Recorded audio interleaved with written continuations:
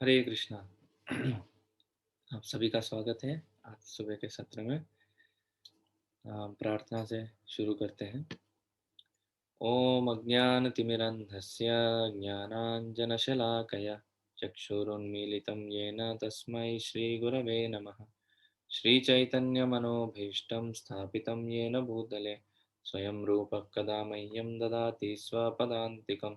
वन्देऽहं श्रीगुरो श्रीयुतापदकमलं श्रीगुरून् वैष्णवांश्च श्रीरूपं साग्रजातं सहगण रघुनाथान्वितं तं सजीवं साद्वैतं सावधूतं परिजनसहितं कृष्णचैतन्यदेवं श्रीराधाकृष्णपादान् सहगण ललिता श्रीविशाखान्वितांश्च नमो विष्णुपादाय कृष्णप्रेष्ठाय भूतले श्रीमते भक्तिवेदान्तस्वामिनिति नामिने। नमस्ते सरस्वते देवे गौरवाणी प्रचारिणे निर्विशेष शून्यवादी पाश्चात्यदेशतारिणे। नमो महावदन्याय कृष्णप्रेमप्रदायते कृष्णाय कृष्णचैतन्यनाम्ने गौरत्विषे नमः। हे कृष्ण करुणा सिंधु दीनबंधो जगत्पते गोपेश गोपिकान्त राधाकान्त नमोस्तुते। तप्त कांचन गौरांगी राधे वृंदावनेश्वरी वृषभानुसुते देवी प्रणमामि हरिप्रिये। वाञ्छाकल्पतरुभ्यश्च कृपा सिन्धुभ्येव च पतितानां पावनेभ्यो वैष्णवेभ्यो नमो नमः। जय श्री कृष्ण चैतन्य प्रभु नित्यानंद श्री अद्वैत गदाधर शिवासादि गौर भक्तवृंद। हरे कृष्णा कृष्णा कृष्णा हरे हरे हरे राम राम राम हरे हरे।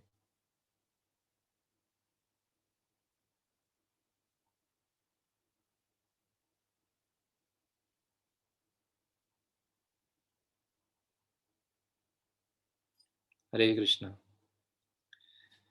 तो कल हम चर्चा कर रहे थे अ, हमारे वामन अवतार के बारे में और नरसिंह देव अवतार के बारे में। ठीक है, तो आगे हम बढ़ते हुए देखेंगे।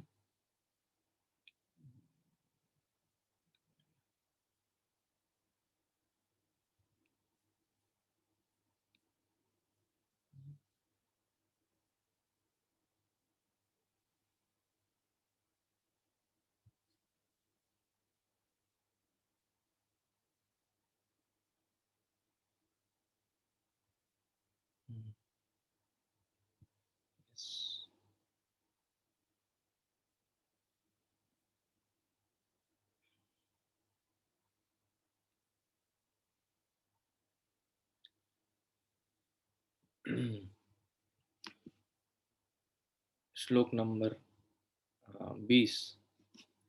ओम नमो भगवते वासुदेवाय। ओम नमो भगवते वासुदेवाय। ओम नमो भगवते वासुदेवाय। नारायणं नमस्कृत्य नरं चैव नरोत्तमं देवीं सरस्वतीं व्यासं ततो जयमुदीरयेत्। नष्टप्रायेषु भद्रेषु नित्यं भागवत सेवया भगवतेरुत्तमश्लोके भक्तिर्भवति नैष्ठिकी। कृष्णाय वासुदेवाय देवकीनन्दनाय च नन्दगोपकुमाराय गोविन्दाय नमो नमः। अवतारो षोडश मे पश्यन् ब्रह्मदुहे नृपान् त्रिसप्तकृत्वा कुपितो निक्षत्रामकरोन्महीम्। 16वें अवतार में भगवान ने भृगुपति के रूप में क्षत्रियों का 21 बार संहार किया, क्योंकि वे ब्राह्मणों मतलब बुद्धिमान वर्ग के विरुद्ध किए गए विद्रोह के कारण उनसे क्रुद्ध थे। तात्पर्य: यह अपेक्षा की जाती है कि क्षत्रिय या प्रशासक वर्ग उन बुद्धिमान मनुष्यों के निर्देश से इस लोक का शासन चलाएंगे जो प्रामाणिक शास्त्रों के आधार पर शासकों को निर्देश देते हैं। शासक इस निर्देश के अनुसार शासन चलाते हैं। जब कभी क्षत्रिय या शासक वर्ग विद्वान तथा बुद्धिमान ब्राह्मणों के आदेशों की अवज्ञा करते हैं, तो वे बलपूर्वक उनके पदों से हटा दिए जाते हैं और बेहतर प्रशासन की व्यवस्था की जाती है। तो पहले ये सिस्टम होता था कि जो भी राजा होता था उनके राज्य में, उनके जो पैलेस में बहुत सारे मिनिस्टर्स होते थे, बहुत सारे मंत्री रहते थे, जो ब्राह्मण थे। ब्राह्मण मतलब बुद्धिमान। उनको पता रहता है ये सिचुएशन में क्या करना चाहिए, हुँ, क्या नहीं करना चाहिए और क्या करना चाहिए, शास्त्र इसके बारे में क्या बोलते हैं, हर एक परिस्थिति के अनुसार वो सलाह देते थे, उपदेश देते थे। तो उसके हिसाब से राजा जो है और क्षत्रिय वर्ग के जितने भी लोग थे, वो उसको इम्प्लीमेंट करते थे। तो ब्राह्मण ब्राह्मण वर्ग के लोग कभी डायरेक्ट मैनेजमेंट में नहीं जाते थे, पर क्षत्रिय लोग ग्राउंड वर्क करते थे और ब्राह्मण लोग उनको उपदेश देते थे, क्या करना चाहिए, क्या नहीं करना चाहिए। तो ये बहुत परफेक्ट सिस्टम है, आइडियल सिस्टम है एक कोई भी शासन चलाने के लिए। अगर कोई ब्राह्मण नहीं रहेगा, तो वो शासन जो है, वो रजोगुनी और तमोगुनी की तरफ चला जाएगा, क्योंकि अ, बुद्धिमान व्यक्ति जो दिशा दिखाने वाला कोई नहीं है। हुँ, तो दिशा दिखाने वाला अगर कोई रहेगा नहीं, तो किधर जाना है, कैसे जाना है, वो पता नहीं चलेगा। वो मेन प्रॉब्लम है। आज समाज का यही प्रॉब्लम है कि वो अंधा हो गया बेसिकली। कहाँ जा रहा है, क्यों जा रहा है, पता नहीं चलता है, सिर्फ जा रहा है। तो ये दिशा दिखाने वाले कौन हैं? ब्राह्मण हैं। तो क्यों वही वही दिशा दिखा सकते हैं? क्योंकि वो भगवान के संपर्क में रहते हैं। भगवान उनको निर्देश देते हैं या शास्त्र उनको निर्देश देते हैं, तो उसके हिसाब से वो चलाते हैं। तो पूरे समाज जो है ना, वो कृष्ण भावना भावित होके भगवान की तरफ प्रगति होती है। नहीं तो अगर ऐसा सिचुएशन नहीं है, तो पूरा जो समाज है, स्वाभाविक रूप से कोई भी मनुष्य को चाहिए कि वो इंद्रिय तृप्ति करे, वो अपने आप को संतुष्ट करे। तो अगर हम प्रयास नहीं करेंगे कि उनको भगवान की तरफ लेके जाएं, तो स्वाभाविक रूप से वो अपने इंद्रिय तृप्ति करने का प्रयास करेंगे। तो समाज पूरा अपना जो लक्ष्य है, तो वो शरीर को मेंटेन करना और खुश रहना, भोग करना, ये सब लक्ष्य बन जाएगा समाज का। तो आजकल हम यही देखते हैं कि यही हो रहा है हमारे समाज में, पर पूर्व ऐसा नहीं था। कभी भी अगर राजा अपने कर्तव्य से हट रहा था या ब्राह्मणों का नहीं सुन रहा था, हम वेन महाराज के कथा में भी सुने थे। जैसे ही वो ब्राह्मणों का निर्देश का पालन नहीं कर रहा था, पूरे समाज को ठीक से नहीं लेके जा रहा था भगवान की तरफ, तो उनको सिंहासन से हटा दिया गया। तो वैसे ही इधर भृगुपति मतलब परशुराम जी जब आए थे, तभी भी वैसा हो रहा था कि राजा जो है, राजा लोग जो थे, पूरे क्षत्रिय कुल जितना भी था, वो बहुत गर्वित हो गया था और कोई भी ब्राह्मणों का निर्देश पालन नहीं कर रहा था, इसलिए 21 बार पूरे क्षत्रिय कुल को विनाश कर दिए। तो ये कहानी उनका हमको पता है कैसे वो क्षत्रियों से नाराज हो जाते हैं और वो सबको मारते हैं। तो बहुत सारे लीलाएं हैं परशुराम जी का, हम डिटेल में नहीं जाएंगे अभी। पर ये समझ सकते हैं कि एक एक छोटी सी घटना हम बता सकते हैं। एक बार जब ऐसे क्षत्रियों को मार रहे थे, तो वो दो ही कंडीशन पे उनको छोड़ देते थे, या तो वो विवाह कर रहे थे, नहीं तो वो कोई स्त्री के साथ थे। तो इसीलिए दशरथ महाराज जब भी परशुराम जी आते थे, तब तुरंत एक विवाह कर लेते थे। तो ऐसे उन्होंने 350 विवाह किया, 350 विवाह किए। और तीन रानियां तो उनको पहले से थे। तो टोटल उनको 353 रानियां थी, पर हमको तीन ही पता है, क्योंकि बाकी 300 350 शादियां उन्होंने ऐसे परशुराम जी से बचने के लिए किया। तो परशुराम जी ये पूरा लीला समाप्त करने के बाद, वो पूरा धरती इतना लाल लाल हो गया क्षत्रियों के रक्त से, ऐसे बताया जाता है। तो वो रिटायर होना चाहते थे, अभी अभी पूरा सिचुएशन सेट कर दिया और अभी रिटायर होना चाहते थे। तो ऐसा जगह ढूंढ रहे थे जिधर कोई अभी तक युद्ध नहीं हुआ, और भगवान को ध्यान करने के लिए। और परशुराम जी भी एक शक्त्यावेश अवतार भी है और लीला अवतार भी है। तो वो ऐसी जगह ढूंढ रहे थे जिधर वो ठीक से अपना तपस्या कर पाए। तो एक तो वो समुंदर के तट पे जाते हैं। आज के कर्नाटक राज्य में अगर आप जाएंगे तो उधर एक जगह है जिधर से वो समंदर के पास वो जाते हैं और समुद्र देव को बोलते हैं कि मुझे थोड़ा जगह दीजिए, मुझे ऐसी जगह चाहिए जिधर अभी तक कुछ युद्ध नहीं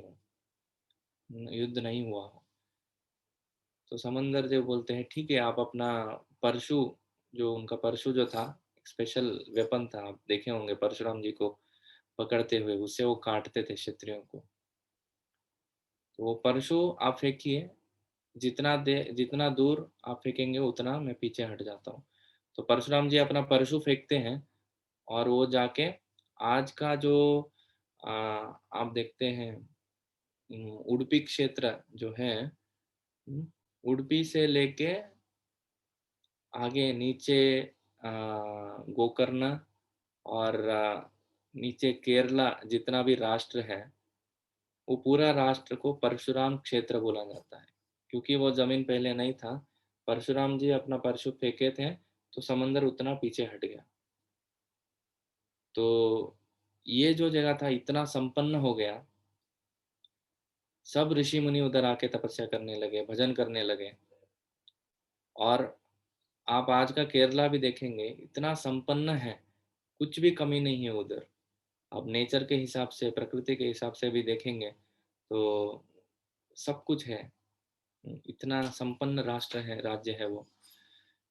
क्योंकि परशुराम जी खुद उधर आके वो भगवान का ध्यान किए। बहुत सारे भगवान के अवतार भी उधर आए थे। आज भी आप केरला में जाएंगे, बहुत सारे मंदिर है, ऋषि मुनियों के आश्रम है। और कितना संपन्न है, आपको एक छोटा सा एग्जाम्पल देना है तो पूरे भारत में हमको अलग अलग जगह पे नदियां मिलते हैं। हर एक राष्ट्र में आप लेंगे एक नदी या दो नदी, मैक्सिमम तीन चार नदी मिलेंगे। पर केरला ऐसा एक राष्ट्र है जिसमें, मतलब छोटा सा राष्ट्र आप देखेंगे, सिर्फ उसमें 44, मतलब 44 नदियां हैं। 44 नदियां है उधर। तो भौतिक रूप से, आध्यात्मिक रूप से बहुत अच्छी जगह है। तो ये थी परशुराम जी आके अपने लीला ऐसे करते हैं, वो राम जी से भी मिलते हैं। वो तो कहानी हम जब सीता मैया और राम जी का जब विवाह हो जाता है, उसके बाद जब अयोध्या लौटते हैं, तब परशुराम जी आते हैं उधर। वो जानना चाहते थे कौन धनुष्य को तोड़ा, शिव जी के धनुष्य को कौन तोड़ा। तो वो टाइम पे राम जी बोलते हैं मैंने ही तोड़ा। तो उनके पास एक और धनुष रहता है, विष्णु भगवान का धनुष। तो बोले अगर आप ये धनुष को भी चढ़ाएंगे तो हम दोनों लड़ाई नहीं करेंगे, नहीं तो आपको मेरे से लड़ाई करना पड़ेगा, इंटर भगवान फाइट। परशुराम जी भी एक सत्याविश अवतार थे, पर उससे भी ज्यादा राम जी जो थे, भगवान श्री राम जो थे, वो आ, क्या बोलते हैं, वो सत्यावेश अवतार नहीं थे, वो खुद भगवान थे। इसलिए परशुराम जी जो उनको धनुष दिए थे उसके ऊपर उन्होंने बाण चढ़ाया।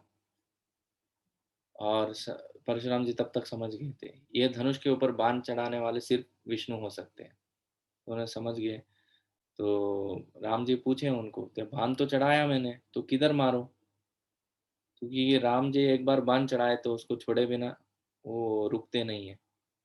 तो बोलते हैं कि हमारे जितने भी मतलब मेरे, परशुराम जी बोलते हैं मेरे जितने भी शक्तियां हैं, अभी मेरा लीला संपन्न हो गया और आप आ गए तो मैं अभी रिटायर हो सकता हूँ। तो आप मेरे जितने भी शक्तियां हैं, मेरा जितना भी क्रोध है, आप उसके ऊपर बाण मारिए। तो भगवान राम परशुराम जी के जितने भी शक्तियां थी वो सब ले लेते हैं और उनको शांत कर देते हैं बेसिकली। तो ये हो गया हमारे परशुराम जी अवतार। उसके बाद ततः सप्तदशो जातः सत्यवत्यां पराशरात्। चक्रे वेदतरो शाखा दृष्ट्वा पुंसो अल्पमेधसः। तत्पश्चात 17वें अवतार में भगवान पराशर मुनि के माध्यम से सत्यवती के गर्भ में श्री व्यासदेव के रूप में प्रकट हुए। उन्होंने यह देखकर कि जन सामान्य अल्पज्ञ है, एकमेव वेद को अनेक शाखाओं प्रशाखाओं में विभक्त कर दिया। तो उन्होंने देखा कि कलयुग आने वाला है, व्यासदेव हमारे 17वें अवतार जो थे वो व्यासदेव थे। तो व्यासदेव ने ये जो श्रीमद् भागवतम हम पढ़ रहे हैं उन्होंने लिखा है। 4 वेदों को विभाजन उन्होंने किया, 18 पुराण, जितने भी आप वेद शास्त्र देखते हैं, महाभारत, ये सब भी उन्होंने ही लिखा। तो आध्यात्मिक दृष्टि प्रदान करने के लिए उन्होंने लिखा। पर पहले वेद एक ही था, बाद में हमारा परिस्थिति देख के, जैसे कि हमने पहले अध्याय में ही पढ़ा, मंदा सुमंद मतयो मंद भाग्या ही उपद्रता। कलयुग के जीव जो है बहुत अल्प बुद्धि वाले रहेंगे।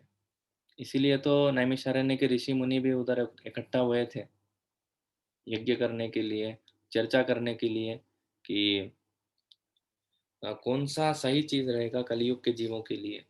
यही प्रश्न भी उन वो सूत गोस्वामी जी से पूछते हैं।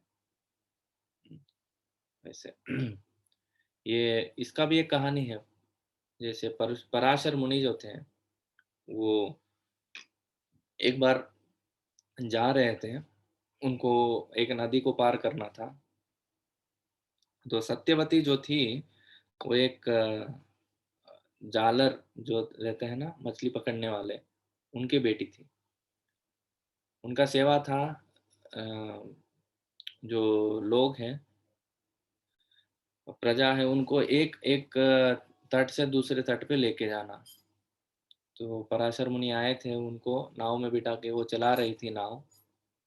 तो बीच में पराशर मुनि देखे कि ये जो समय है, इतना अद्भुत समय वो था कि वो भगवान का आगमन का समय हो रहा था। तो इसीलिए उन्होंने सत्यवती से रिक्वेस्ट किया कि आपके कोख से एक बच्चे को जन्म आप दीजिए। हम्म, आप हम आपको प्रॉमिस करते हैं कि आपका पातिव्रत्य जो है वो टूटेगा नहीं, और ये जो बेटा है वो खुद भगवान के अवतार रहेंगे। और आपको ये भी वरदान देते हैं कि आपका जो नहीं, वो पूछते हैं और आपको कुछ चाहिए तो आप मांग सकते हैं अगर आप इससे राजी हैं तो वो बोलते हैं ठीक है, मेरे मेरे पास सब कुछ है, बट मेरे शरीर से इतना गंध अच्छा नहीं निकलता है, क्योंकि वो मछली का स्मेल उनसे आते रहता है। तो वो पूछते हैं कि ये आप इस स्मेल को दूर कीजिए। तो ठीक है, उनके कृपा से वो भी हो जाता है, और सत्यवती के गर्भ से व्यासदेव आते हैं। तो उसके बाद व्यासदेव, हमको पता है कि अ, वो चले जाते हैं। तो बेटा जब चले जाते हैं, माँ उनको रोकती है और बोलती है आप चले जाओगे तो मेरा कैसे होगा। तो बोलते हैं आप जब भी मुझे याद करोगे मैं आ जाऊंगा। तो इसीलिए जब इनका जो चित्रांगदा और विचित्र वीर्य, इनको जो पुत्र नहीं होते हैं, तब अम्बा, अंबिका और अम्बालिका के साथ वो विवाह कर देते हैं। बट दुर्भाग्यवश चित्रांगद और विचित्र वीर्य वो चले जाते हैं, तो और कोई राजा बचता नहीं। तो इनसे जो पुत्र उत्पन्न होते हैं उनके, no, I am mixing up the stories, no I think. So Vyasdev आते हैं, उनसे धृतराष्ट्र और पांडु और विदुर, ये सब लोग आते हैं। तो एनीवे, ये हो गए व्यासदेव हमारे। और उसके बाद 22वां श्लोक, नरदेवत्वमापन्नः सुरकार्यचिकीर्षया समुद्र निग्रहादीनि चक्रे वीर्यान्यतः परम। 18वें अवतार में भगवान राजा राम के रूप में प्रकट हुए। हरि बोल। उन्होंने देवताओं के लिए मन भावन कार्य करने के उद्देश्य से हिंद महासागर को वश में करते हुए समुद्र पार के निवासी नास्तिक राजा रावण का वध करने वध करके अपनी अति मानवीय शक्ति का प्रदर्शन किया। अभी इसके ऊपर तो पूरा भारत, पूरा दुनिया जानता है भगवान राम के बारे में। पूरा रामायण जो वाल्मीकि मुनि से विरचित है, बहुत फेमस है। मर्यादा पुरुषोत्तम राम की कहानी है, तो उसमें चर्चा करेंगे तो अनंत है वो। पर एक चीज है कि आदर्श जीवन कैसे जीना चाहिए, ये उन्होंने सिखाया। आदर्श बेटा कैसे होना चाहिए, आदर्श पति कैसे होने चाहिए, और आदर्श राजा कैसे होना चाहिए, ये सब उन्होंने आदर्श हमको दिखाया, एक स्टैंडर्ड सेट किया। रघुकुल रीति सदा चली आए, प्राण जाए पर वचन न जाए। तो एक चीज, ये एक श्लोक बहुत अच्छा लगता है मुझे और बहुत फेमस भी है, कि जो भी हम वचन देते हैं, जो भी हम कहते हैं, वो कभी टूटना नहीं चाहिए। ये राम जी ने हमको दिखाया। वो वापस जा सकते थे, कैकेयी खुद आके उनको बताए थे कि वो समय मैंने कुछ तो बोल दिया, पर आप आ जाइए अभी। आप आके वापस सिंहासन पे बैठ जाइए। ये कैकेयी खुद आके बोली थी, जिन्होंने वो 2 वर मांगे थे उनको वन में भेजने के लिए, पर फिर भी वो नहीं आए, क्योंकि एक बार वचन दे दिया तो दे दिया बस, और वापस मुड़ के देखना नहीं चाहिए। इसलिए सोच समझ के बात करना चाहिए, जो हम बात करते हैं, जो अंदर हमारे मन में जो सोचते हैं वही बात करना चाहिए और वही करना चाहिए। Words, thoughts and actions, thoughts, words and actions, everything has to be in one line. प्रभु जी, ये हिंद महासागर को वश में करना मतलब जो सेतु बनाया था वही वही है ना? एग्जैक्टली, सेतु बनाने से पहले वो 2 दिन उधर बैठ के तपस्या करते हैं ना। जी जी, थैंक यू। एकोनविंशे विशति बैठते प्रभु। हरे कृष्णा। एकोनविंशे विंशति में वृष्णिषु प्राप्य जन्मनि। Just second.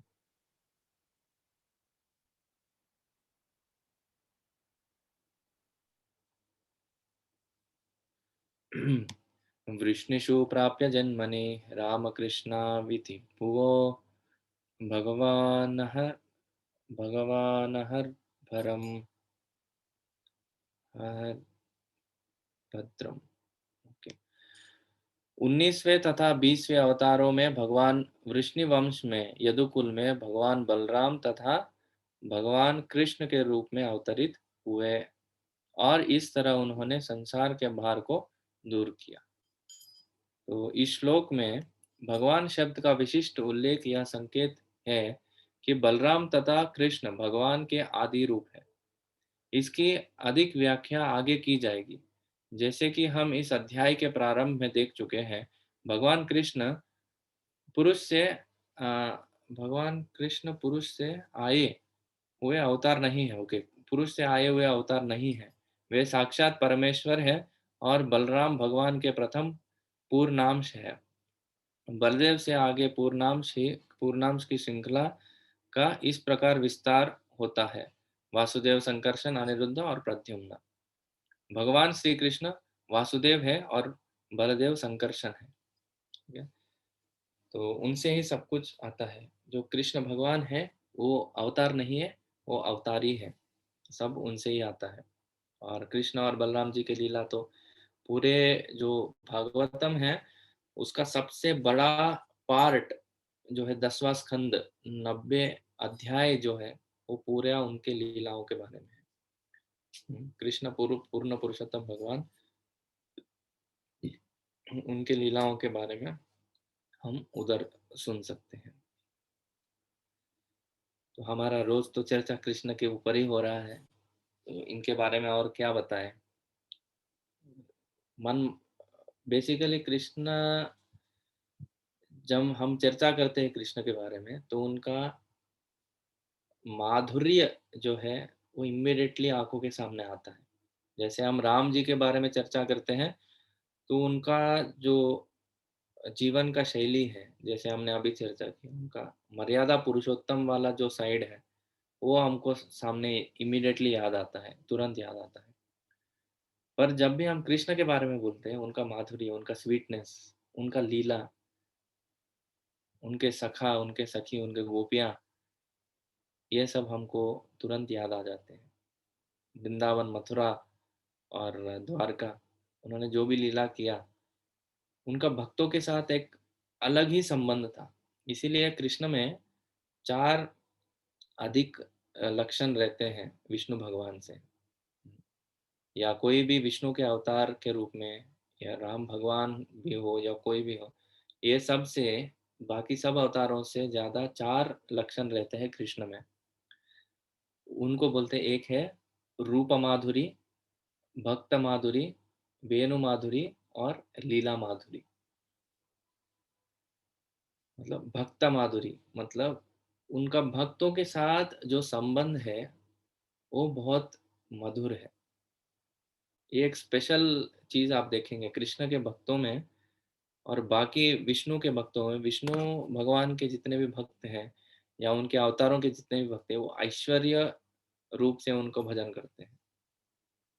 पर भगवान कृष्ण से वो अलग अलग रस, जो 5 मेन रस रहते हैं, मुख्य रस जो रहते हैं, दास्य, साख्य, अ, वात्सल्य, माधुर्य और शांत्य। शांत्य पहले आता है। शांत, दास्य, साख्य, वात्सल्य और माधुर्य। तो दास्य और शांत्य, ये 2 भाव आप विष्णु भगवान के पूजा में देख सकते हैं। पर साख्य, वात्सल्य और माधुर्य, ये 3 भाव जो है वो सिर्फ कृष्ण भगवान के भक्तों में रहता है। कोई भी आप ये व्यक्ति को आप नहीं देखेंगे विष्णु भगवान के कंधे पे हाथ रख के चल रहा है, गप्पा मार रहा है उनके साथ, ऐसे कभी देखेंगे नहीं। या हनुमान जी भगवान के साथ थोड़ा चलो भगवान, थोड़ा एक साथ मिलकर बैठ के खाते हैं, हाँ, उनसे मजाक करते हुए कभी देखेंगे नहीं आप।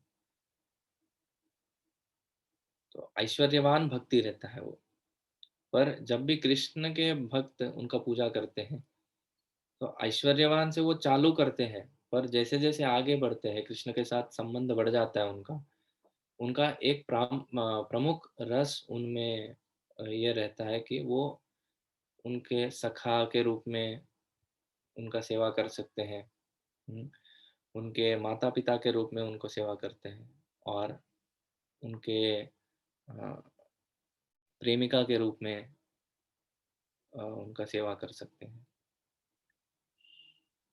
तो सख्य रस के लिए जितने भी भगवान के मित्र थे, छोटे छोटे बच्चे जो थे उनके साथ खेल रहे थे, वो सब सख्य रस के एग्जाम्पल है।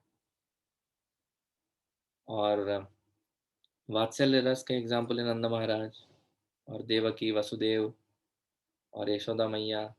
ये सब जो है वात्सल्य रस में जो भक्त है उनके एग्जाम्पल है।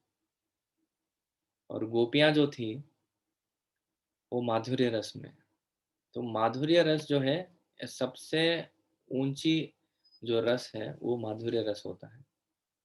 ये दुनिया में भी आप अगर देखेंगे वो परवर्टेड रिफ्लेक्शन, जैसे पेड़ ऐसा अगर खड़ा रहता है पानी में, उसका जो छवि आता है वो उल्टा दिखता है। तो माधुर्य रस जो है वो आध्यात्मिक दुनिया में सबसे ऊपर है, पर वही अगर उल्टा हो जाता है ये दुनिया में, वही सबसे नीचे हो जाता है। हम्म, मतलब बोलने का मतलब यह था कि भगवान से सबसे घनिष्ठ संबंध बनाने के लिए माधुर्य रस हमको मदद करता है। भगवान से सबसे दूर चले जाने के लिए ये माधुर्य रस जब उल्टा हो जाता है, ये दुनिया में जो माधुर्य रस है हमसे भगवान से सबसे दूर लेके जाता है। काम वासना जो हम बोलते हैं, काम, क्रोध, लोभ, मोह, मद, मत्सर, तो सब हमारे अनर्थ काम वासना से चालू होते हैं। तो काम वासना मतलब ये माधुर्य रस, ये दुनिया में जो ये होता है हमारे अटैचमेंट है, वो सबसे स्ट्रांग हो जाता है वैवाहिक जीवन में या अविवाहित जीवन में। तो अगर कोई संबंध बना रहे उसके बारे में तो बोलना ही नहीं है। वो तो आउटराइट रिजेक्टेड है। तो स्त्री पुरुष का संबंध ये दुनिया में जो है वो सबसे ज्यादा ग्रंथि हमारे हृदय में बनाने वाला है। अटैचमेंट, सबसे स्ट्रांग अटैचमेंट बोला जाता है उसको। तो इसीलिए तो बाकी 3 आश्रमों में जो ब्रह्मचारी, गृहस्था, ब्रह्मचारी, वानप्रस्थ और सन्यास, ये तीनों आश्रमों में जो स्त्री पुरुष का संबंध है उसको अलग किया गया है। सिर्फ गृहस्थ आश्रम में वो सुविधा दिया गया है ताकि वो स्त्री पुरुष का संबंध केवल बच्चे पैदा करने के लिए, संतान और प्रजा बढ़ाने के लिए वो सुविधा दिया गया है। पर असल में जितना ये संबंध से हम दूर रहेंगे उतना ही हम भगवान को जान पाएंगे। अगर ये संबंध में हम लुप्त हो गए, ये संबंध में अगर हम बहुत अटैच हो गए तो हम भगवान तक नहीं ये कर पाएंगे, भगवान को ठीक से नहीं जान पाएंगे, उनका सेवा ठीक से नहीं हो पाएगा। कल ही मैं एक बहुत सुंदर ये सुन रहा था, अ, एक वीडियो, उसमें वो माता जी बता रही थी, वो एस्ट्रोलॉजर थी, ज्योतिष थी। शायद योगिता माता जी ने मेरे को वो लिंक भेजा, लास्ट एक 5 मिनट्स में सुन रहा था उसका। तो उसमें एक प्रश्न आया था कि ठीक है, anyway we will not go into the question, but उन्होंने बहुत सुंदर उत्तर दिया कि वैवाहिक जीवन जो है वो सिर्फ प्रेम के लिए नहीं है। आजकल ये बहुत चलता है ना कि ये मुझे प्रेम, प्यार करना, ये करना, वो करना, ये सब क्यों? कभी तो वो शादी करेंगे, शादी करके एक दूसरे के साथ रहेंगे, वो प्रेम वो महसूस करना चाहते हैं, इसीलिए तो एक दूसरे के पीछे भागते हैं ना, लड़का लड़की। तो वैवाहिक जीवन जो है वो बोलती है, कल ये पॉइंट मुझे बहुत अच्छा लगा कि वो सिर्फ प्रेम के लिए नहीं है। हाँ, कंपैटिबिलिटी और प्यार, जो प्रेम रहता है दोनों के बीच में, वो एक एक जरूरी पार्ट है। पर वैवाहिक जीवन, विवाह संस्कार जो है वो एक रेस्पॉन्सिबिलिटी है, वो एक जिम्मेदारी है। कौन से क्या जिम्मेदारी है? वो धार्मिक कार्य करने के लिए जिम्मेदारी है। इसीलिए जब हम हमारा शादी, जिन जिन का शादी हुआ है उनको पता रहेगा, जब शादी होता है तो दोनों मिलके धर्म, अर्थ और काम के लिए एक साथ हम रहेंगे करके वो वचन लेते हैं। तो वो एक प्रक्रिया उसमें रहता है। वो ब्राह्मण वो टाइम पे पर्टिकुलरली वो एक्सप्लेन करके बोलता है कि धर्म, अर्थ, काम में हम सब साथ में रहेंगे करके। और धार्मिक कार्यों से धार्मिक कार्यों के लिए वैवाहिक जीवन है, और संतान उत्पत्ति करने के लिए, अच्छे से समाज को सेवा करने के लिए ये जिम्मेदारी रहता है वैवाहिक जीवन में। हाँ, कंपैटिबिलिटी और प्रेम जो है उसमें पार्ट है, वो इम्पोर्टेंट है, पर वही सब कुछ नहीं है। तो ये पॉइंट मुझे बहुत अच्छा लगा। क्योंकि रेस्पॉन्सिबिलिटी के हिसाब से हम अगर देखेंगे तो हमको जीवन में आगे बढ़ने का एक होप मिलता है। तो ये मैं क्यों बोल रहा था, जस्ट अ सेकंड।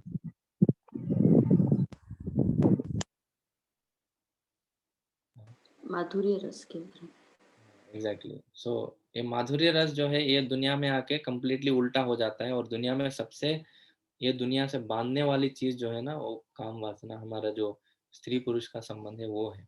तो इससे बहुत हमको बच के रहना है, और जितना चाहिए उतना ही हमको उसको, ये नहीं बोल रहा हूँ कि जो विवाहित लोग हैं ये ऐसे नहीं कि आज से अलग रूप से पेश आए, या ऐसा कुछ नहीं है। पर इंटरनली हमको समझना चाहिए कि एक दिन मुझे, जैसे करदम मुनि के विषय में बात करते वक्त हमने सोचा ना, एग्जिट प्लान जो है हमारा रेडी होना चाहिए। हम्म, कभी तो ये दुनिया से मुझे छुटकारा पाना चाहिए, ये एग्जिट प्लान जो है हमारे दिमाग में रेडी होना चाहिए। इधर ही परमानेंट सेटलमेंट के लिए नहीं देखना।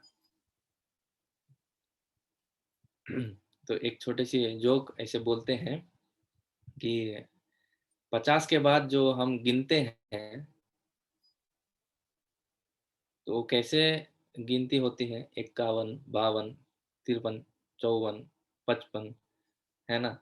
तो हर एक में 1 आ रहा है, इसका मतलब है, तो वो हर एक, जैसे हमारा आयु बढ़ता है, वो हमको याद दिला रहा है, अरे आपका 50 हो गया, आप 1 में जाओ अभी, वानप्रस्थ ले लो। तो ऐसे जस्ट जोक करते हैं, और 80 होने के बाद 81, 82, 83, 84 ऐसे बोलते हैं ना, तो बोलते हैं अभी तो अभी इतना उम्र हो गया तुम्हारा, तो अभी संन्यास ले लो, इसीलिए 80 80 ऐसे बोलते, भक्त लोग ऐसे थोड़ा जोक करते हैं। ऐसे। एनीवे, हमारे अगले अवतार है, ततः कलौ संप्रवृते सम्मोहाय सुरद्विषां बुद्धो नाम्ना जनसुतः कीकटेषु भविष्यति। तब भगवान कलयुग के प्रारंभ में गया प्रांत में अंजना के पुत्र बुद्ध के रूप में उन लोगों को मोहित करने के लिए प्रकट होंगे जो श्रद्धालु आस्तिकों से ईर्ष्या करते हैं। तो इधर आप देख सकते हैं, ये शब्द होंगे का इस्तेमाल हो रहा है। इसका मतलब व्यासदेव जब लिख रहे थे तो कलयुग स्टार्ट नहीं हुआ था, होने वाला है। कलयुग के प्रारंभ में ही बुद्ध जी आते हैं, और वो वेदों को रिजेक्ट करते हैं, श्रद्धालु आस्तिकों से ईर्ष्या करते हैं, जो जो लोग ऐसे करते हैं उनको मोहित करते हैं। तो बेसिकली वो वेदों को रिजेक्ट करते हैं, क्योंकि वो सब वेदों का सहारा लेके सब जानवरों को काट के खाने लगे सब लोग। पूरा मिस इंटरप्रिटेशन हो गया वेदों का। तो वापस वो जीरो कर दिया पूरा, इसीलिए शून्यवादी बोलते हैं उसको। बुद्ध जी के जो फिलॉसफी है उसको शून्यवाद बोला जाता है। मतलब उनका, वो कहते हैं कि कुछ भी नहीं है, ये भौतिक दुनिया नहीं है, भगवान नहीं है, कोई भी नहीं है, कोई वेद शास्त्र नहीं है, कुछ भी नहीं है, ये जन्म आपको मिला है, ये आप मिथ्या है, एवरीथिंग इज मिथ्या, everything is false, you are also false, everything is false. Just now everything you are saying is a falsity, just understand and you merge in zero। मतलब जीरो, कुछ भी नहीं, शून्य। तो ऐसे बोलते हैं। तो अगर सब कुछ शून्य है, मतलब इसका कुछ, मतलब मुझे समझा ही नहीं, मतलब क्या होता है इसका। पर ऐसे कुछ लोग हैं जो इस चीज को मानते हैं, सब कुछ शून्य है बोलते हैं। सब कुछ शून्य कैसे हो सकता है? कुछ तो एग्जिस्टेंस होना चाहिए ना, आप इधर हो मतलब कुछ तो है ना। सब कुछ शून्य कैसे हो सकता है? तो एनीवे, भगवान बुद्ध आके वो बताए, और उसके बाद शंकराचार्य जी आके उसको ठीक कर देते हैं थोड़ा। उसमें और थोड़ा गड़बड़ करते हैं, फिर भी चलो ठीक है, शास्त्रों को स्थापित कर देते हैं, और बोलते हैं वेद शास्त्र को रिजेक्ट नहीं करना चाहिए। हम प्रभुपाद जी के प्रणाम मंत्र में निर्विशेष शून्यवादी पाश्चात्य देश तारिणी ऐसे बोलते हैं।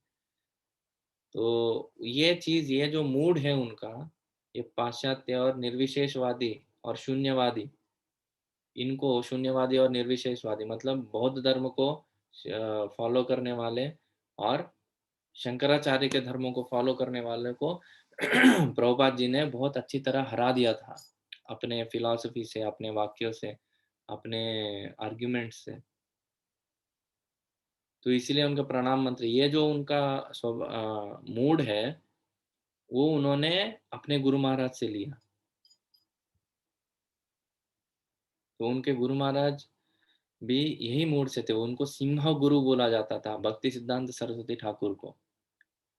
तो वो जब आते थे आर्ग्यूमेंट करने के लिए, या वो सब जाते थे, तो मायावादी उधर से भाग जाते थे। तो शंकराचार्य के संप्रदाय से थे ना लोग, वो भाग जाते थे उधर से। अच्छा, उसके सिंह गुरु बोलते थे उनको। वही मोड प्रभुपाद जी लिए और उनको इतना धोया। इसलिए ये श्लोक का परपट आप देखिए। हालांकि बुद्ध जी का स्टोरी बहुत छोटा ही है। राजा गौतम के रूप में वो रहते हैं, बाद में वो जाके देखते हैं बाहर, वो बाद में चले जाते हैं, और बुद्ध के रूप में उनको ज्ञान हो जाता है। पर आप प्रभुपाद जी का ये परपट देखेंगे, तो इतना बड़ा परपट उन्होंने लिखा, पूरा मायावाद और शून्यवाद जो कॉन्सेप्ट है उसको धो डाला। आप जब भी आज टाइम मिले तो आप पढ़ लीजिए, बहुत सुंदर परपट है ये, तात्पर्य है। तो ऐसे बुद्ध जी का अवतार है। उसके बाद 25वां श्लोक, अथासौ युग संध्यायां दस्यु प्रायेषु राजसु जनिता विष्णु यशसो नामना कल्कीर जगतपति।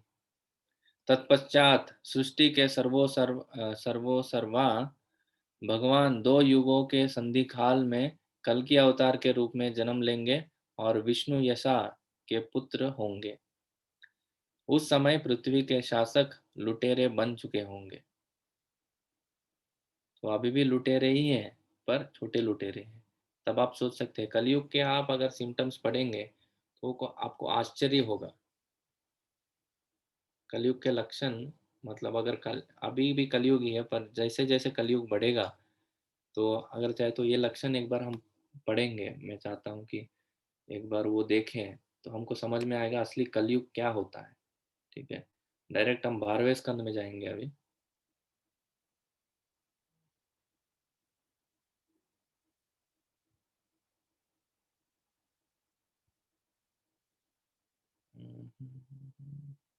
तो ये कौन सा है,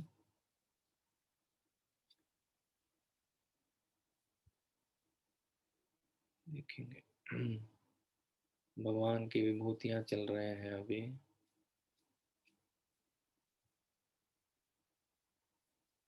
जस्ट 1 सेकेंड।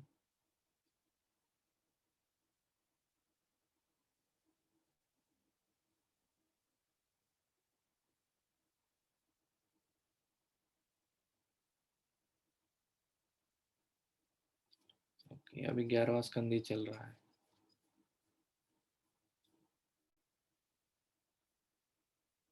नहीं, खत्म हो गया। एनीवे, हाँ मैं आपको शायद इसमें दिखाता हूँ।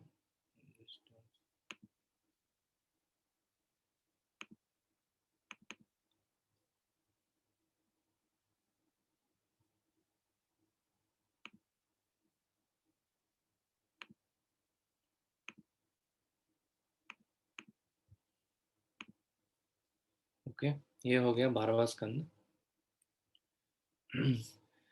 श्रीशुक उवाच ततश्चानुदिनं धर्मः सत्यं शौचं क्षमादया कालेन बलिना राजन् न क्षात्यतौ आयुर्बलं स्मृतिः।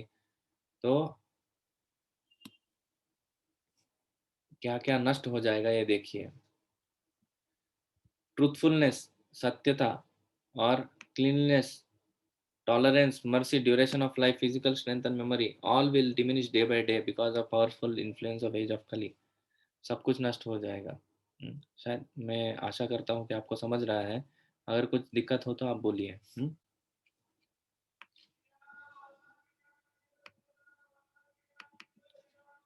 वित्तम एव कलौ नृणाम जन्मात् जन्माचार गुणोदयः जन्माचार गुणोदयः धर्मन्याय व्यवस्थायां कारणं बलमेव हि। बोलते हैं कलयुग में ऐसे हो जाएगा कि जो पैसा है, wealth alone we consider as the sign of man's good birth. पैसा देख के हमको जज किया जाता है ये अच्छा है कि नहीं है। Proper behaviour and fine qualities, अगर किसी के पास पैसा है, मतलब आजकल पार्टियों में देखते हैं ना कि लोग चमक चमक एकदम ऐसे कपड़े पहन के आते हैं, बहुत एक बड़े गाड़ी से उतरते हैं, लोग सोचते हैं अरे कितना अच्छे है। हाँ, लोग कितने पैसे है उसके हिसाब से देखते हैं। और न्याय जो है, law and justice will be applied on basis of one's power. अगर कोई ज्यादा पावरफुल है, उसको जो चाहेगा, वो जो चाहेगा वही न्याय होगा। आज भी वही हो रहा है, पैसा जिसके पास है वो कितना भी जुर्म करे वो खुलेआम घूम रहा है। पर ये ज्यादा ज्यादा बढ़ते जाएगा basically.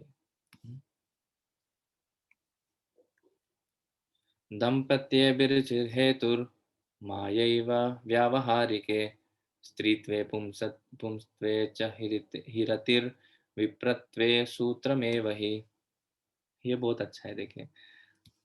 Men and women will live together merely because of superficial attraction. शारीरिक जो सौंदर्य है, एक दूसरे से सिर्फ शरीर के सौंदर्यता से वो अट्रैक्ट होके एक दूसरे के साथ रहने लगते हैं।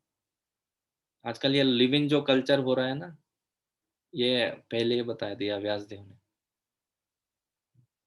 ऐसे ही होगा कलयुग में। और जितना बिजनेस में चीटिंग करेंगे, जो ज्यादा चीटिंग करेगा वो सक्सेसफुल बिजनेसमैन बनेगा। Business will depend on deceit, and womanliness and manliness will be judged according to one's expertise in sex. तो कौन अच्छा मैथुन कर पाएगा वो अच्छा है। और ब्राह्मण जो है वो सिर्फ नाम का ब्राह्मण रहेगा। वो जो थ्रेड हमारा, जो पूनल जिसको बोलते हैं, व्हाट यू से दैट, जनेऊ, सिर्फ वो रहेगा तो वो ब्राह्मण बन जाएगा। कुछ क्वालिटीज का जरूरत नहीं। और a person spiritual order will be based on external symbols. जो अभी कास्ट सिस्टम है ना, वो पूरा डिस्टर्ब हो जाएगा बोल रहे हैं। On the same basis, people will change from one spiritual order to next. और जो वानप्रस्थ और संन्यास हमने जो ये किया, तो वो ऐसे ही चले जाएंगे एक दूसरे से। और one who has no money will not be able to get justice. जिसके पास पैसा नहीं है उसके पास न्याय नहीं पहुंच पाएगा। और one who is very clever at juggling words will be considered a learned scholar. सिर्फ उसको ज्ञान कुछ भी नहीं हो, अच्छे बातें बोलता है तो अरे बाप रे बहुत जानता है ये। हाँ, सब हो रहा है, आप देखिए। A person will be judged unholy if he does not have money, and hypocrisy will be accepted as virtue. Marriage will be arranged simply by verbal agreement, and a person will think he is fit to appear in public merely if he has taken bath. आजकल वो भी नहीं कर रहे हैं, स्नान भी नहीं कर रहे हैं बाहर जाने से पहले। हमारे कॉलेज में मुझे पता है बहुत सारे स्टूडेंट्स ऐसे रहते हैं। 8:30 बजे हमारा कॉलेज था। अभी का परिस्थिति पता नहीं मुझे क्या है, पर 8:30 बजे हमारा कॉलेज था। लोग उठते थे 8:25 को, और सिर्फ 5 मिनट में वो ब्रश करते थे। 3 मिनट में ब्रश करते थे, 2 मिनट से रूम से निकलते थे और आते थे। देखा मैंने ये चीज। और बहुत सारे ऐसे लोग थे जो मतलब 11th और 12th में था, मेरे रूममेट्स थे, जो सुबह 6:30 बजे हमारा क्लास होता था 11th में। तो 6:30 बजे क्लास होता था, तो 6:29 को उठते थे। वो बिना ब्रश किए वो क्लास में आ जाते थे। अभी क्या बताएं। अभी ये तो भागवतम में थोड़ा तो लिखा है कि ये अगर स्नान करेंगे तो उनको लगता है हाँ मैं जा सकता हूँ। इसी को रिजेक्ट किया जा रहा है। आप सोचिए, अगर किसी को पता चले और कलयुग आगे बढ़ेगा तो क्या होगा। तो मैं जस्ट एक सैंपल दिखाया। आप चाहे तो इसको दिन में पढ़िए। 12वें स्कंद के दूसरे अध्याय का है ये। तो आपको कलयुग के जो सिम्टम्स हैं वो समझ में आ जाएंगे। ओके।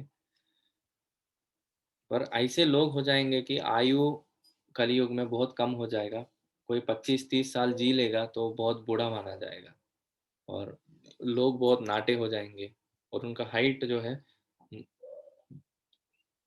पृथ्वी से 2 फीट या 2.5 फीट से ज़्यादा नहीं रहेगा। ऐसे लोग रहेंगे। और ऐसे क्रूर लोग बन जाएंगे, तब भगवान को खुद आके, तब बातें बातें कुछ नहीं करते, सिर्फ काटने का प्रोग्राम रहता है। सबको काट देंगे, सबको विनाश करके फिर से सत्युग प्रारंभ हो जाएगा। Okay, so we'll go back to our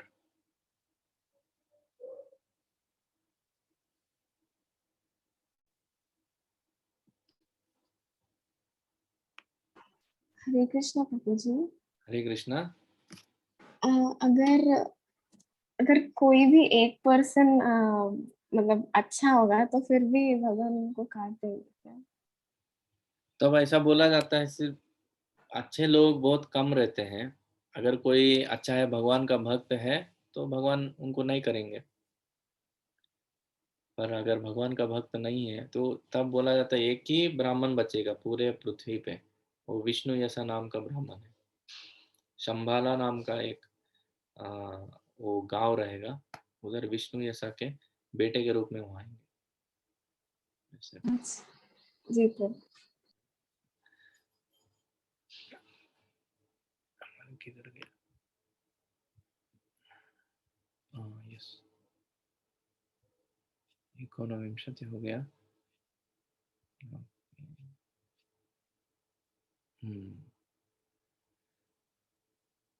आ,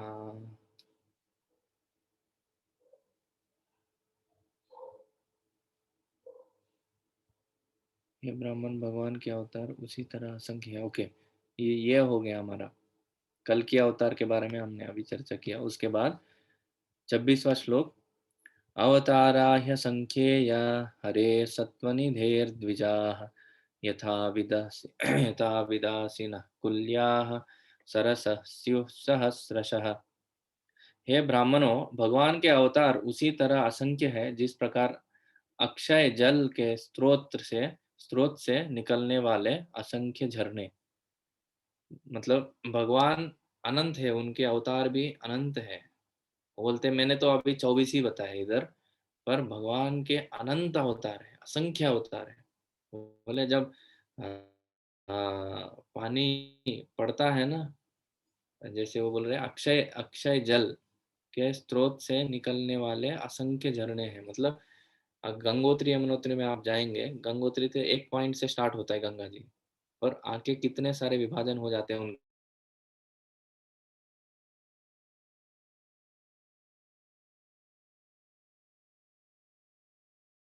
विभाजन होता है और वो अवतार लेते हैं। ऋषियो मनवो देवा मनुपुत्रा महोजसः कलाः सर्वे हरेरेव सप्रजापतयः स्मृताः। सारे ऋषि मनु देवता तथा विशेष रूप से शक्तिशाली मनु की संतानें भगवान के अंश या उन अंशों के कलाएं हैं। इसमें प्रजापतिगण भी सम्मिलित है। तो सिर्फ अवतार ही नहीं, जो 6 प्रकार के अवतार हमने देखे ना, सिर्फ वही नहीं, पर ऋषि मुनि देवता और प्रजापति, इनमें भी जो शक्ति आ रही है ना, वो भी भगवान के एक शक्ति ही है। एक रूप से वो भी उनके अवतार, मतलब शक्ति आवेश अवतार के रूप में, या उससे भी थोड़ा नीचे वाला जो दर्ज रहता है, वो रूप से उनका अवतार माना जा सकता है। ये तो तात्पर्य में जो लिखते हैं ना, जो अपेक्षाया कम शक्तिशाली होते हैं वे विभूति कहलाते हैं, और जो अधिक शक्तिशाली होते हैं वे आवेश अवतार कहलाते हैं। तो ये विभूति माने जाते हैं भगवान के। विभूति मतलब ऑप्युलेंसेस बोलते हैं उनको। तो ये बहुत फेमस श्लोक है 28 वाला। एते चांस कला पुंसः कृष्णस्तु भगवान स्वयं इंद्रियारि व्याकुलं लोकम मृडयन्ति युगे युगे। उपयुक्त सारे अवतार या तो भगवान के पूर्ण अंश या पूर्णांश के अंश, मतलब कलाएं हैं, लेकिन श्री कृष्ण तो आदि पूर्ण पुरुषोत्तम भगवान है। वे सब विभिन्न लोकों में नास्तिकों द्वारा उपद्रव किए जाने पर प्रकट होते हैं। भगवान आस्तिकों की रक्षा करने के लिए अवतरित होते हैं। तो ये तो गीता में भी हम पढ़े, परित्राणाय साधूनां विनाशाय च दुष्कृतां धर्म संस्थापनार्थाय संभवामि युगे युगे। खास करके इंद्रारी व्याकुलम लोकम, इंद्र के हरि जो दानव है या नास्तिक लोग हैं, उनसे दुनिया को बचाने के लिए भगवान।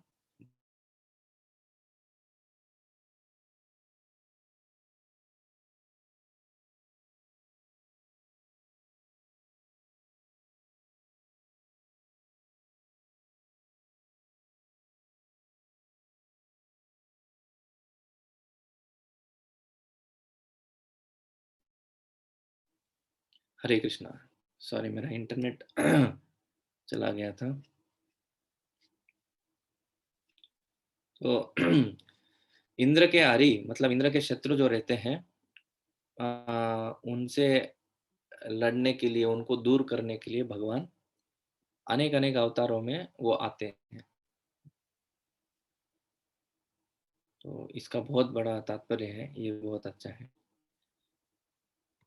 जन्मगुह्यं भगवतो ययत् प्रयतो नरः सायं प्रातर् गुणन भक्त्या दुःखग्रामाद् विमुच्यते। जो कोई भी भगवान के गुह्य अवतारों का सावधानी पूर्वक प्रतिदिन सुबह तथा शाम को पाठ करता है, वह जीवन के समस्त दुखों से छूट जाता है। देखिए फलश्रुति दे रहे हैं इधर। आपने इतने सारे अवतारों के बारे में सुना, तो जो कोई भी ये पूरा सुना है या रोज सुबह शाम सुनते रहेगा, तो अपने जीवन के समस्त दुखों से छूट मिलेगा उसको।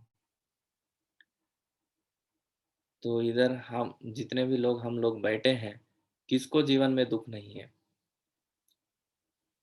हमारे सबके जीवन में कुछ ना कुछ ऐसा चीज है जो हमको टोचते रहता है।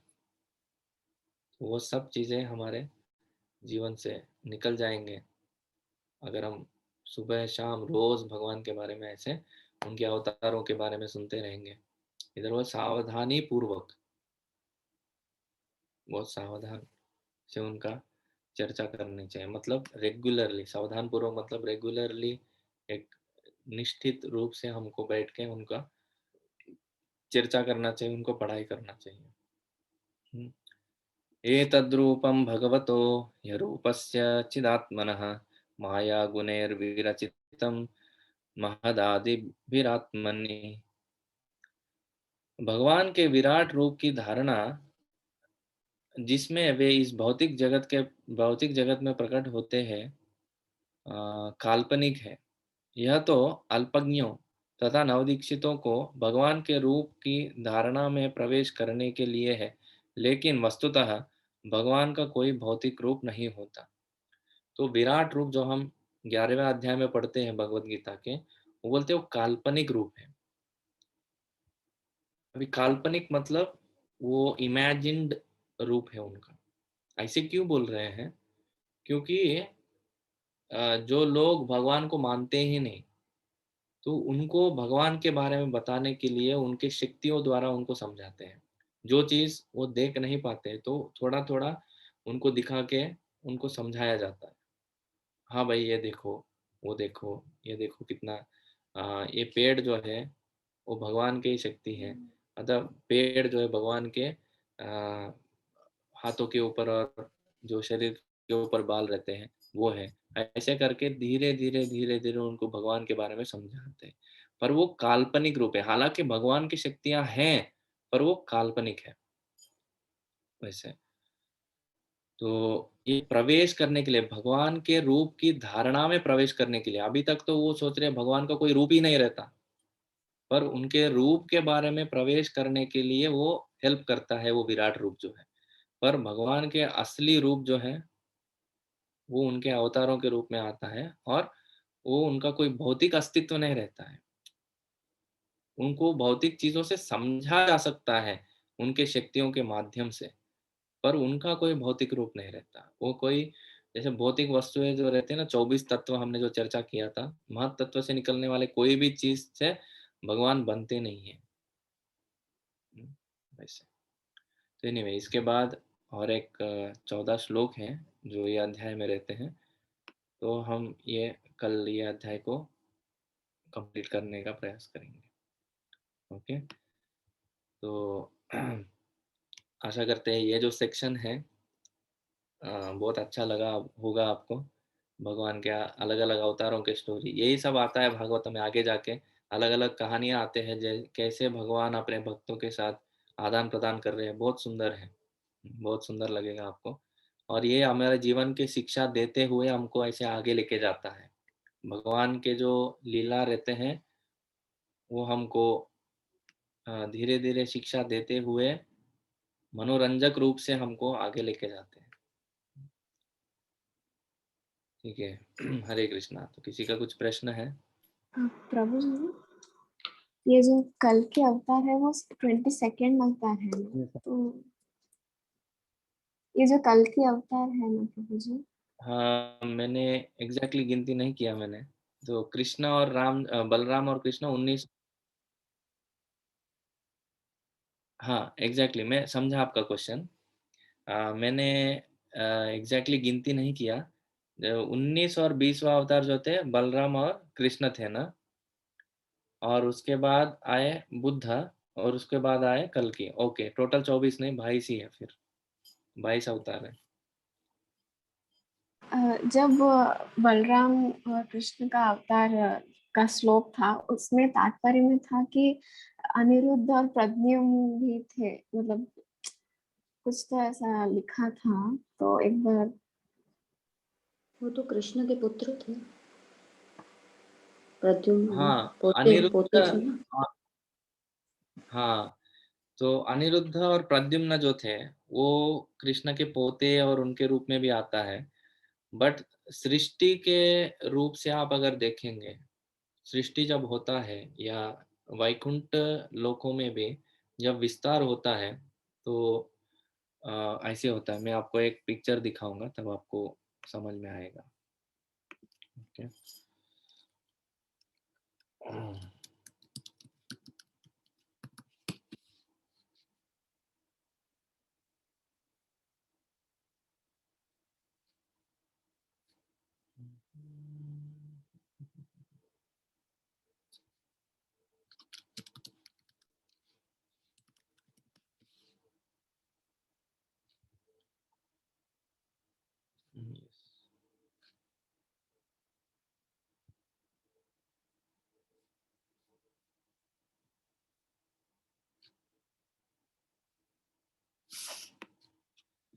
जस्ट 1 सेकंड, लोड हो रहा है।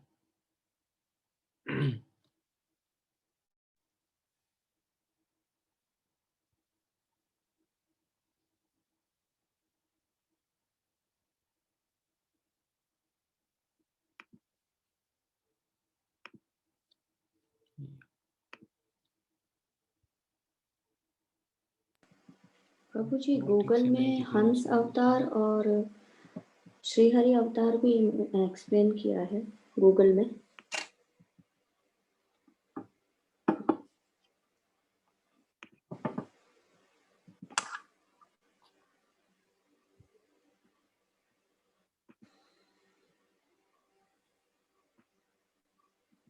ओके, सो आप अगर इधर देख सकते हैं, ये हमारा भौतिक जगत है। हम्म, ये जो आप देख रहे हैं, इधर ग्रीन कलर वाला जो लाइन दिख रहा है ना, या इसके अंदर जो है, ये हमारा भौतिक जगत है।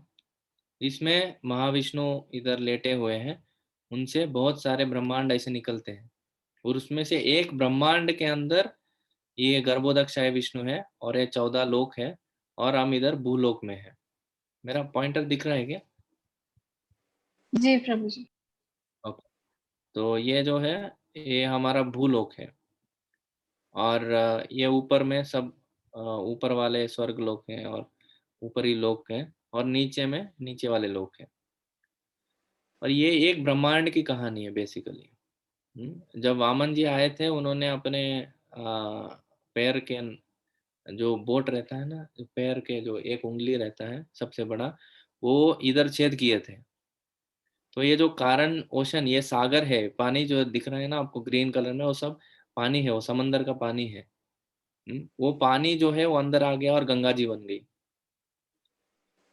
तो ये भौतिक दुनिया इधर तक है, और उसके बाद जो है बीच वाला, ये वाइट वाला सेक्शन आपको जो दिख रहा है, ब्रह्म ज्योति है।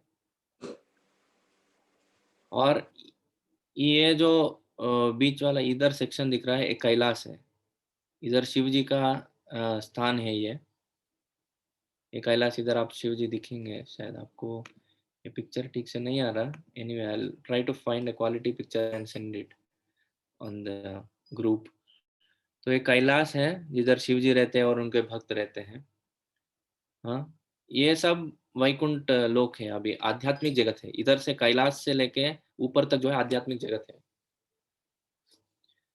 ये ब्रह्म ज्योति का नीचे जो सेक्शन है वो भौतिक जगत है, और ब्रह्म ज्योति आध्यात्मिक और भौतिक जगत के बीच में आता है।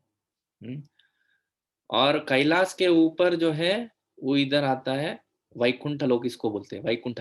इधर भगवान के अलग अलग अवतारों के, इधर अगर आप एक छोटा सा इधर देख रहे हैं, नरसिंह देव का लोक है। इधर मत्स्य अवतार का लोक है। इधर बुद्ध उनका लोक है। तो ऐसे अलग अलग अवतारों के अलग अलग एक छोटे छोटे प्लैनेट्स रहते हैं। जो भी उनके भक्त हैं, अगर नरसिंह देव के भक्त हैं, वो जाके उधर शाश्वत रूप से नरसिंह देव के साथ रहेंगे।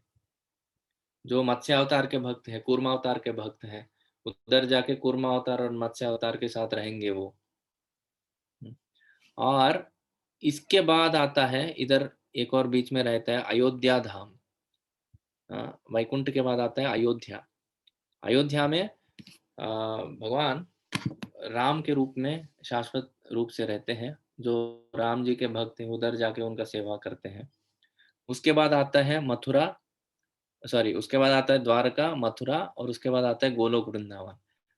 ये जो दिख रहा है आपको कमल का पुष्प जो है, इसके बीच में गोलोक वृंदावन है। और इधर कृष्णा और उनके सब लीलाएं सब इधर चलती है। तो वृंदावन जो है वो सबसे ऊपरी स्थान पे है। और ये छोटा सा जो आपको दिख रहा है ना, ये कैसे ये पूरा एक्सपेंशन हुआ उसका लाइन दिखाता है बेसिकली।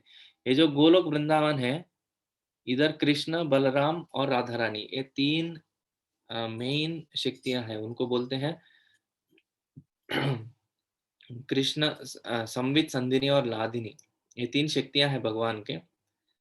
जो संवित शक्ति है वो बलराम जी है, जो संधिनी शक्ति है वो कृष्ण है, और लादिनी शक्ति जो है वो राधा रानी है। आप अभी इसमें कंफ्यूज मत होइए, ये बाद में भी हम चर्चा कर सकते हैं। बट जो संधिनी और लादिनी शक्ति जो है कृष्ण और राधा रानी, वो रहते हैं। कृष्ण से पहले एक्सपैंड होके बलराम जी आते हैं। बलराम जी से विस्तार होके पहला चतुर्व्यूह आता है। चतुर्व्यूह मतलब 4 रूपों में भगवान विस्तारित होते हैं, उसको बोलते हैं पहला चतुर्व्यूह। हाँ, वो पहला चतुर्व्यूह में संकर्षण, प्रद्युम्न, अनिरुद्ध और वासुदेव। तो वासुदेव जो है, ये सब बलराम जी से ही आ रहे हैं। वासुदेव से फिर एक, जब बलराम जी से फिर एक वासुदेव का रूप आता है, और संकर्षण, प्रद्युम्न और अनिरुद्ध ये आते हैं। और इनसे फिर दूसरा चतुर्व्यूह आता है जो वैकुंठ लोकों में वो रहता है। और दूसरा चतुर्व्यूह भी वासुदेव, प्रद्युम्न, अनिरुद्ध और संकर्षण इनके रूप में रहते हैं। और ये दूसरे चतुर्व्यूह से ये महाविष्णु आते हैं, जिधर हम जो देख रहे हैं इधर। तो दूसरा चतुर्व्यूह से विस्तार होके महाविष्णु आते हैं। तो ये और संकर्षण जी, वो चतुर्व्यूह में भी संकर्षण जो है वो अनंत शेष बनते हैं, और वासुदेव तत्व जो है वो महाविष्णु बनते हैं। तो हर हर जगह हम जो देखेंगे, जितने भी भगवान के पूजा के लिए सामग्री लगता है या जो भी उनके चीज लगते हैं, वो सब संकर्षण जी के विस्तार रूप है। अल्टीमेटली वो बलराम जी के विस्तार रूप है। तो ये संकर्षण, प्रद्युम्न, अनिरुद्ध और वासुदेव की कहानी है बेसिकली। ये सृष्टि के रूप से, अगर लीला के रूप से देखा जाए तो यही प्रद्युम्न और अनिरुद्ध जो है, अनिरुद्ध जो है वो भगवान कृष्ण के पुत्र हैं, और प्रद्युम्न जो है उनके पोते हैं वैसे। तो थोड़ा तो आई थिंक आप लोगों को समझ में आया होगा। अगर ज़्यादा कन्फ्यूजन, आगे जाके आपको समझ में आ जाएगा। सृष्टि का जो सेक्शन हम जब देखेंगे दूसरे स्कंद में, तो आपको क्लियर हो जाएगा ये चीज़। प्रभु जी, या और एक छोटा सा डाउट था।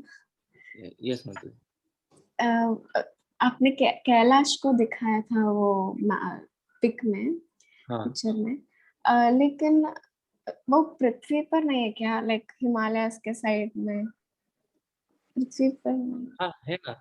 जैसे गोकुल इधर भी है, वृंदावन हमारे धरती पे भी है। वैसे ही कैलाश इधर भी है। अच्छा, ठीक है प्रभु जी।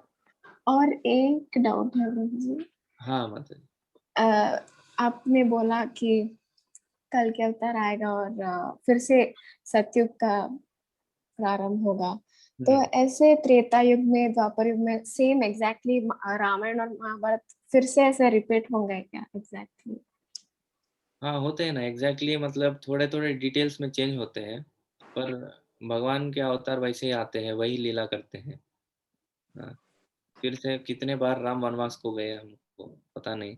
और छोटा सा एग्जाम्पल अगर बताएं तो, जो कालिया था ना, कृष्णा जिनको ये किया था, उनके ऊपर नाचे थे, उनके सर के जी ऊपर जी कालिया जी था। तो ये इस बार तो कालिया को उन्होंने हरा के उनको भेज दिया था।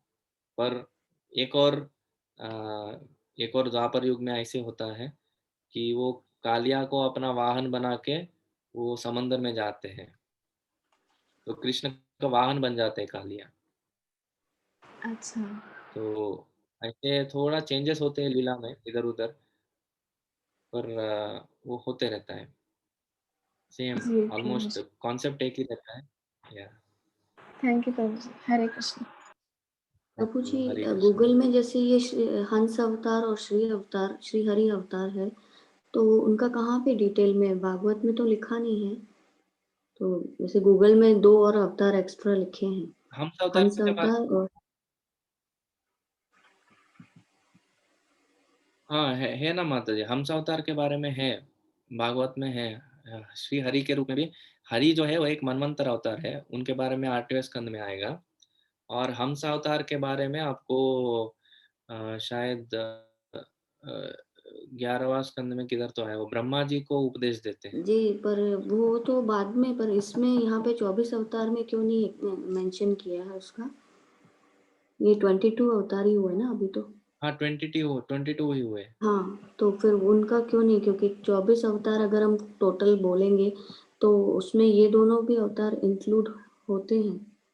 नहीं पता नहीं, एक्चुअली 24 नंबर मैंने क्यों बोला, मैं शायद काउंटिंग गलत किया, वो 22 ही थे शायद।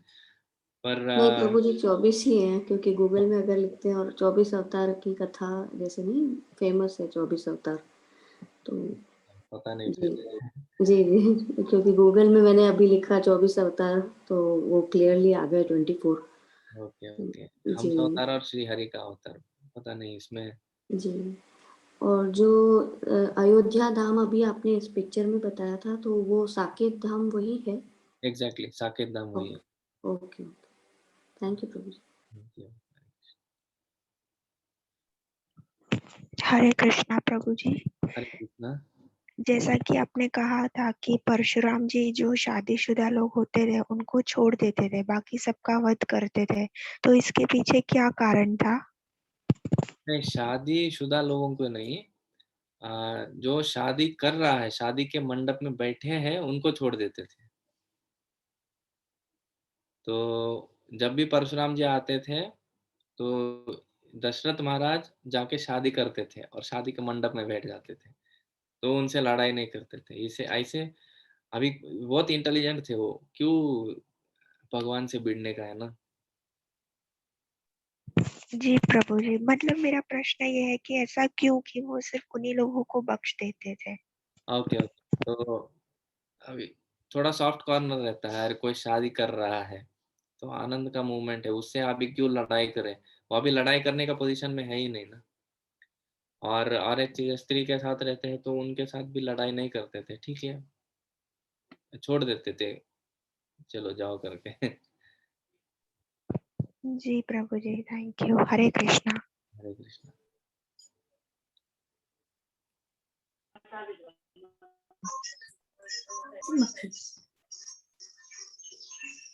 वही चलो चलो फिर वापस यहाँ से बैठ के। ठीक है, तो हम कल कंटिन्यू करेंगे। हरे कृष्णा कृष्णा कृष्णा हरे हरे, हरे राम राम राम हरे हरे। बहुत बहुत धन्यवाद। हरे कृष्णा। थैंक यू प्रभु जी, हरे कृष्णा। हरे कृष्ण प्रभु जी। हरे कृष्णा। धन्यवाद। हरे कृष्णा।